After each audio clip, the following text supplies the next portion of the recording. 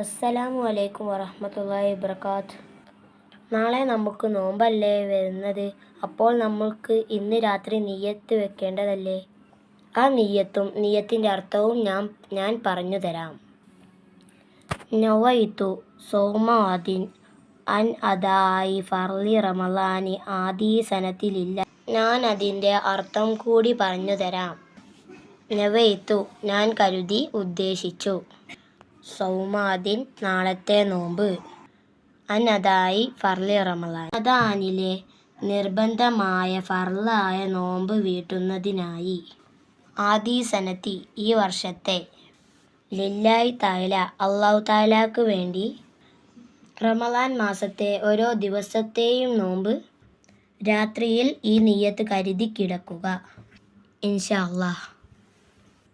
അല്ലാഹുമ്മ റഹ്മനി യാ അർഹമർ റഹീമീൻ.